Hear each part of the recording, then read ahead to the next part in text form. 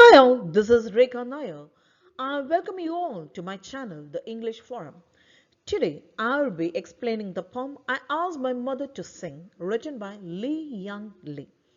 ഇത് Calicut university 4-year UG കോഴ്സിൻ്റെ ഭാഗമായിട്ട് 6th സെമസ്റ്ററിൽ ഇൻക്ലൂഡഡ് ആയിട്ടുള്ള പേപ്പറാണ് പോമാണ്. ന്യൂ ലിറ്ററേച്ചേഴ്സ് ഇൻ ഇംഗ്ലീഷ് എന്ന് പറയുന്ന പേപ്പറിലാണ് ഇൻക്ലൂഡ് ചെയ്തിട്ടുള്ളത്. Since it's A part of main paper, ഞാൻ കുറച്ചും കൂടി ഡീറ്റെയിൽ ആയിട്ട് എക്സ്പ്ലെയിൻ ചെയ്യാം.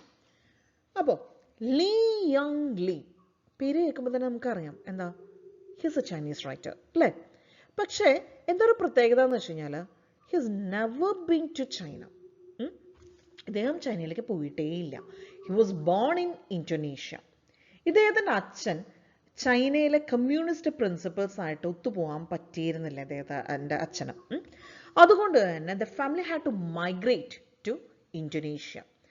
അങ്ങനെ ഇന്തോനേഷ്യയിൽ താമസിക്കുന്ന കാലത്ത് when the poet was a 1-year-old boy, എന്തുണ്ടായി, അവിടെ കുറച്ചൊരു ആൻറ്റി ചൈനീസ് സെൻറ്റിമെൻറ്റ്സ് ഒക്കെ ഉണ്ടായി. ആ ഒരു സമയത്ത് ഇദ്ദേഹത്തിൻ്റെ അച്ഛൻ അറസ്റ്റ് ചെയ്യപ്പെട്ടു. അങ്ങനെ പ്രശ്നങ്ങളൊക്കെ ആയപ്പോൾ the family had to migrate again from ഇന്തോനേഷ്യയിൽ നിന്ന് അവർ മൈഗ്രേറ്റ് ചെയ്ത് പോയി. അങ്ങനെ ഫാമിലി കുറേ രാജ്യങ്ങളിൽ മൈഗ്രേറ്റ് ചെയ്ത് and finally they settled in the US. Okay, അങ്ങനെ അവർ അമേരിക്കയിൽ സെറ്റിൽ ചെയ്തു.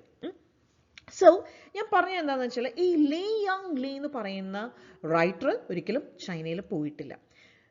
അപ്പോൾ ഇത്രയും പറഞ്ഞപ്പോൾ തന്നെ നമുക്ക് കാര്യം മനസ്സിലായി. എന്ത്, ഇദ്ദേഹം കുറേ രാജ്യങ്ങളിലൂടെ മൈഗ്രേറ്റ് ചെയ്ത് പോകുന്നു എന്നൊക്കെ പറഞ്ഞപ്പോൾ എന്താണ്, he has had multiple migratory experiences. അപ്പോൾ നമുക്ക് എന്ത് പറയാം, ഇദ്ദേഹത്തിന് ഒരു ഡയസ്പോറിക് റൈറ്ററാണെന്ന് പറയാം അല്ലേ. എന്താണ് ഈ ഡയസ്പോറ ഞാൻ സിമ്പിളായിട്ട് എക്സ്പ്ലെയിൻ ചെയ്തു തരാം. ശരിക്കും ഡയസ്പോറ എന്ന് പറയുന്നതിൻ്റെ ഒരു ഡെഫിനിഷൻ പ്രകാരം ഡയസ്പോറ എന്ന് പറയുന്നത്, ഇപ്പം ഞാൻ ഇന്ത്യനാണ് and if I migrate to America, അവിടെ കുറേ വേറെ ഇന്ത്യൻസൊക്കെ ഉണ്ടാവും അല്ലേ. അപ്പോൾ ആ ഇന്ത്യൻസൊക്കെ ആയിട്ട് ഞങ്ങൾ ഫോം ചെയ്യുന്ന ഒരു സോഷ്യൽ ഒരു ഫോർമേഷൻ ഉണ്ടല്ലോ, അതിനെയാണ് നമ്മൾ ഡയസ്പോറ എന്ന് പറയുന്നത്. പക്ഷെ നമ്മൾ ഓതേഴ്സിൻ്റെ കാര്യത്തിൽ പറയുകയാണെങ്കിൽ മൈഗ്രേറ്ററി എക്സ്പീരിയൻസസ് ഉള്ളവരും അത് അവരുടെ റൈറ്റിങ്സിലൂടെ ഷെയർ ചെയ്യുന്നവരുമായിട്ടുള്ള റൈറ്റേഴ്സിനെയാണ് നമ്മൾ ഡയസ്പോറിക് റൈറ്റേഴ്സ് എന്ന് പറയുന്നത്. അപ്പോൾ ലീ യങ് ലീയുടെ ഈ പോം എന്ന് പറയുന്നത് അദ്ദേഹത്തിൻ്റെ എന്താ പറയുക, ഡയസ്പോറിക് എക്സ്പീരിയൻസ് എന്ന് പറഞ്ഞാൽ അദ്ദേഹത്തിന് ഏതൊരു ഡയസ്പോറിക് റൈറ്റിംഗ് എന്ന് ഞാൻ പറയുന്നില്ല, പക്ഷെ ഒട്ടുമിക്ക ഡയസ്പോറിക് റൈറ്റിംഗ്സിൻ്റെയും മേജർ ഫീച്ചർ എന്ന് പറയുന്നത് എന്താണ്, nostalgic memories of their homeland അല്ലേ. അവരുടെ മാതൃരാജ്യത്തെക്കുറിച്ചുള്ള നല്ല നല്ല മെമ്മറീസ് ആണ് ഏതൊരു ഡയസ്പോറിക് റൈറ്റിംഗിൻ്റെയും, അഗെയിൻ ഏതൊരു അല്ല മിക്ക ഡയസ്പോറിക് റൈറ്റിംഗിൻ്റെയും ഒരു പ്രത്യേകത എന്ന് പറയുന്നത്. ഏതൊരു ഡയസ്പോറിക് റൈറ്റിങ്ങിൻ്റെ എന്ന് ഞാൻ പറയാത്തത് എന്തുകൊണ്ടാണെന്ന് വെച്ചാൽ ശരിക്കും നമ്മൾ ഡയസ്പോറിക് റൈറ്റിങ്ങിൻ്റെ ഫീച്ചറായിട്ട് പറയുന്ന ഒരു ഫീച്ചർ തന്നെയാണ് ഈ nostalgic memories about there home land എന്ന് പറയുന്നത്. പക്ഷേ ഞാൻ ഡയസ്പോറിക് റൈറ്റിങ്ങിലാണ് ഞാൻ എൻ്റെ റിസർച്ച് ചെയ്തത്. അപ്പോൾ ജസ്റ്റ് ഇങ്ങനെ സബ്മിറ്റ് ചെയ്തിട്ടേ ഉള്ളൂ. അപ്പോൾ അതിനകത്ത് മിറ്റാലി പെർക്കിൻസ് പറഞ്ഞ റൈറ്ററാണ്. അപ്പം ഞാൻ ഈ നോക്കിയപ്പോൾ എനിക്ക് അതിനകത്തൊരു നൊസ്റ്റാൾജിയൊന്നും കാര്യമായിട്ട് കണ്ടെത്താൻ സാധിച്ചിട്ടില്ല. ഉണ്ട്, അവിടെ ഇവിടെയൊക്കെ ഓരോന്നും ഉണ്ടെങ്കിലും കാര്യമായിട്ടുള്ളൊരു നൊസ്റ്റാൾജിയ ഇല്ല എന്ന് തന്നെ ഞാൻ പറയും. അതുകൊണ്ടാണ് ഞാൻ പറയുന്നത് ഏതൊരു ഡയസ്പോറിക് റൈറ്റിംഗ് എന്ന് ഞാൻ പറയുമ്പോൾ തിരുത്തുന്നത് അതുകൊണ്ടാണ്. ഓക്കെ, ഇനി ഈ ഡയസ്പോറയുടെ മൈഗ്രൻസിൻ്റെ കാര്യം പറയുകയാണെങ്കിൽ ഞാൻ പറഞ്ഞു, അപ്പം ഞാൻ അമേരിക്കയിലേക്ക് മൈഗ്രേറ്റ് ചെയ്യാണ്. ഓക്കെ, ഞാനും എൻ്റെ ഹസ്ബൻഡും എൻ്റെ മോനും ഞങ്ങൾ 3 പേരും കൂടി അമേരിക്കയിലേക്ക് മൈഗ്രേറ്റ് ചെയ്യാണ്. ഓക്കെ, അങ്ങനെയുള്ളപ്പോൾ ഞാനും എൻ്റെ ഹസ്ബൻഡും ഫസ്റ്റ് ജനറേഷൻ ഓഫ് മൈഗ്രൻസ് ആണ്. ഓക്കെ, അല്ലെങ്കിൽ പ്രൈമറി ജനറേഷൻ മൈഗ്രൻസ്, അല്ലെങ്കിൽ സെറ്റ്ലർ SETTLER സെറ്റ്ലർ ജനറേഷൻ മൈഗ്രൻ്റ് ആണ്. ഓക്കെ, ഞങ്ങളുടെ മോൻ വരുന്നത് ഹി ഈസ് എ ചൈൽഡ് അല്ലേ. അപ്പോൾ ജനിക്കുന്നത് അവിടെ അല്ല, പക്ഷെ ജനിക്കുന്നത് ഇന്ത്യയിലും പക്ഷെ സെറ്റിൽ ചെയ്യുന്നത് US-ലും. അങ്ങനെ ആവുമ്പോൾ ചൈൽഡും ആണ്. അപ്പോൾ ഏജും കൂടി വെച്ചിട്ട് he belongs to 1.5 generation. Okay, അപ്പോൾ ഇങ്ങനെയാണ് ജനറേഷൻ. പിന്നെയുള്ള ഹയർ ജനറേഷൻസിനൊക്കെ നമ്മൾ സെക്കൻഡ് തേർഡ് എന്നൊക്കെ പറയും. അതുപോലെ ഹയർ ജനറേഷൻസ് എന്നും നമ്മൾ പറയും കേട്ടോ. നെക്സ്റ്റ് ജനറേഷൻ, സബ്സിക്വൻറ്റ് ജനറേഷൻ എന്നൊക്കെ പറഞ്ഞിട്ട് അങ്ങനെയാണ് നമ്മൾ സാധാരണ അവരെക്കുറിച്ച് പറയാം. ഓക്കെ, അപ്പോൾ ഈ പോയറ്റിനെ കുറിച്ചിട്ട് പറയുകയാണെങ്കിൽ പോയറ്റ് ജനിക്കുന്നത് തന്നെ മറ്റൊരു രാജ്യത്താണ്. സോ അവിടെ ഇദ്ദേഹം ഇന്തോനേഷ്യയിൽ പറയുകയാണെങ്കിൽ ഇയാൾ സെക്കൻഡ് ജനറേഷൻ ആണ് ഇദ്ദേഹം. പിന്നെ ഇദ്ദേഹത്തിൻ്റെ അമ്മയും അമ്മമ്മയൊക്കെ സെറ്റിലർ ജനറേഷൻ ആയിട്ട് വരും അല്ലേ, അച്ഛൻ ഒക്കെ. അപ്പോൾ ഈ സെറ്റിലർ ജനറേഷൻ ആണ് എപ്പോഴും നൊസ്റ്റാൾജിക് മെമ്മറീസ് ഉണ്ടാവുക അല്ലേ. കാരണം പിന്നീടുള്ള ജനറേഷൻസിന് അവർക്ക് ഹോം ലാൻഡിനെ, അതായത് ഹോം ലാൻഡ് എന്നുള്ള ടേം തന്നെ അവിടെ ഒരു പ്രശ്നമാണ്, അത് അതിലേക്കൊന്നും ഞാൻ പോകുന്നില്ല. ആൻസസ്ട്രൽ ലാൻഡിനെ കുറിച്ച് അവർക്ക് പ്രത്യേകിച്ച് മെമ്മറീസ് ഒന്നും ഇല്ല അല്ലേ. അവർക്ക് മെമ്മറീസ് എന്ന് പറയുന്നത് അവർ ആ ഒരു ഇമ്മീഡിയറ്റ് എൻവയോൺമെന്റ് ആണ്. പക്ഷെ primary generation otherwise settler generation ആളുകളെ സംബന്ധിച്ച് എന്താണ്, അവർക്ക് എപ്പോഴും അവരുടെ ഹോം ലാൻഡിനെ കുറിച്ചിട്ട് നൊസ്റ്റാൾജിക് മെമ്മറീസ് ഉണ്ടാവും.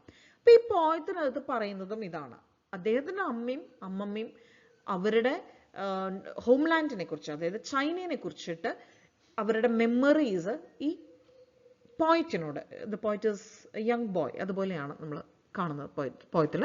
അപ്പോൾ ഈ പോയറ്റിനോട് ഷെയർ ചെയ്യാണ്. അപ്പൊ ഇദ്ദേഹം പറയുന്നത് I have never been there, പക്ഷെ എൻ്റെ അമ്മയും അമ്മമ്മയും ആ രാജ്യത്തെക്കുറിച്ച് പറയുന്നത് കേൾക്കാൻ എനിക്ക് ഒരുപാട് ഇഷ്ടമാണ് എന്നാണ് പറയുന്നത്. I ask my mother to sing. എന്തിനെ കുറിച്ചിട്ടാണ്? രാജ്യത്തെ കുറിച്ചിട്ടാണ്. ഓക്കെ, അപ്പൊ നമുക്ക് പോയത്തിലേക്ക് കിടക്കാം. I ask my mother to sing. She begins and my grandmother joins her. ഞാൻ എൻ്റെ അമ്മയോട് പാടാൻ പറയും, ആട് തുടങ്ങും, പിന്നെ അമ്മമ്മയും കൂടെ കൂടും അല്ലേ. Mother and daughter sing like young girls അല്ലേ. അമ്മയും മോളും ഇങ്ങനെ ചെറുപ്പക്കാരി പിള്ളേരന്മാരി പാട്ടൊക്കെ പാടും. If my father were alive he would play his accordion and sway like a boat. എൻ്റെ അച്ഛൻ ജീവിച്ചിരിപ്പുണ്ടായിരുന്നെങ്കിൽ ആളുടെ അക്കോർഡിയൻ എടുത്ത് പ്ലേ ചെയ്തേനെ, വായിച്ചേനെ. അക്കോർഡിയൻ എന്ന് പറഞ്ഞ സാധനത്തിൻ്റെ പിക്ചറാണ് ഞാനിവിടെ സൈഡിൽ കൊടുത്തിരിക്കുന്നത്. And sway like a boat അല്ലേ. ഇങ്ങനെ ബോട്ട് ഇങ്ങനെ ചെറിയ ഇങ്ങനെ ഒലച്ചിലുണ്ടാവില്ലേ, ആ ഒരു ചെറിയൊരു മൂവ്മെൻറ്റ്, ആ മൂവ്മെൻറ്റ് പോലെ ഇങ്ങനെ മൂവ് ചെയ്തേനെ അല്ലേ. അതായത് അച്ഛൻ ജീവിച്ചിരിപ്പുണ്ടായിരുന്നുവെങ്കിൽ അച്ഛനും ഈ കൂട്ടത്തിൽ കൂടിയേനെ, ആളുടെ ഇൻസ്ട്രുമെൻ്റൊക്കെ എടുത്ത് വായിച്ച് ഇങ്ങനെ ആ പാട്ടിനനുസരിച്ച് ഇങ്ങനെ മൂവ് ചെയ്ത് ഇതിൻ്റെ ഭാഗമായി മാറിയേനെ അല്ലേ. I have never been in Peking on the summer palace, nor stood on the great stone boat to watch the rain begin on Kunming Lake, the picnickers running away in the grass. അല്ലേ, ഞാൻ ഒരിക്കലും പീക്കിങ്ങിലേക്ക് പോയിട്ടില്ല. Peaking എന്ന് പറയുന്നത് Beijing, ചൈനയുടെ ക്യാപിറ്റലിൻ്റെ പഴയ പേരാണ്. ഞാൻ അവിടേക്ക് ഒരിക്കലും പോയിട്ടില്ല. സമ്മർ പാലസ് കണ്ടിട്ടില്ല. അവിടെയുള്ള ഫേമസ് ആയിട്ടുള്ള സ്റ്റോൺ ബോട്ടിൽ നിന്നിട്ടില്ല. അവിടെ നിന്നുകൊണ്ട് ക്വീൻമിങ് ലേക്കിൽ മഴ പെയ്യണത് ഞാൻ കണ്ടിട്ടില്ല. അവിടെ വരുന്ന പിക്നിക്കിന് വരുന്ന ആളുകൾ ആ ഗ്രാസിൽ കൂടെ ഓടുന്നത് ഞാൻ കണ്ടിട്ടില്ല. അതായത് I have never been there, ഞാൻ അവിടെ പോയിട്ടില്ല. Okay, but I love to hear it sung. പക്ഷേ എനിക്ക് അതിനെക്കുറിച്ചൊക്കെ പാടുന്നത് കേൾക്കാൻ ഭയങ്കര ഇഷ്ടമാണ്. അപ്പോൾ എന്തിനെ കുറിച്ചിട്ടാണ് ഇവരുടെ പാട്ട്, അമ്മയും അമ്മമ്മയും പാടുന്നത് എന്തിനെ കുറിച്ചിട്ടാണ്? അവരുടെ ഹോം ലാൻഡിനെ കുറിച്ചിട്ടാണ്. ഞാൻ പറഞ്ഞു ഇവർ ചൈനീസാണ്, ബേസിക്കലി ഇവർ ചൈനീസാണ് ഫാമിലി. ഓക്കെ, പക്ഷേ ഈ പോയിട്ട് ഒരിക്കലും ചൈനയിലേക്ക് പോയിട്ടില്ല, അവിടുത്തെ സ്ഥലങ്ങളൊന്നും കണ്ടിട്ടില്ല.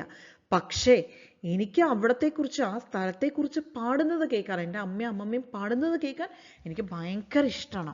How the water lilies fill with rain until they overturn, spilling water into water, then rock back and fill with moon അല്ലേ. അവിടെയുള്ള വാട്ടർ ലിലീസ്, ഫ്ലവേഴ്സൊക്കെ എങ്ങനെയാണ് മഴയത്ത് ഇങ്ങനെ തിരിഞ്ഞു പോകുന്നത്, ഓവർടേൺ ആവുക, നേരെ തിരിഞ്ഞു പോവുക അല്ലേ. എന്നിട്ട് അതിലെ വെള്ളമൊക്കെ ആ വെള്ളത്തിലേക്ക്, കുറേ വെള്ളമുള്ളതിലേക്ക് വീണിട്ട് തിരിച്ച് പിന്നെയും പഴയ പോലെ ആയി പിന്നെയും വെള്ളം ഫില്ല് ചെയ്യുന്നത്. ഇതൊക്കെ എങ്ങനെയാണ് എന്നുള്ളതൊക്കെ പാടിക്കേൾക്കാൻ എനിക്ക് ഭയങ്കര ഇഷ്ടമാണ്. Both women have begun to cry. രണ്ട് സ്ത്രീകളും കരയാൻ തുടങ്ങിയിട്ടുണ്ട്.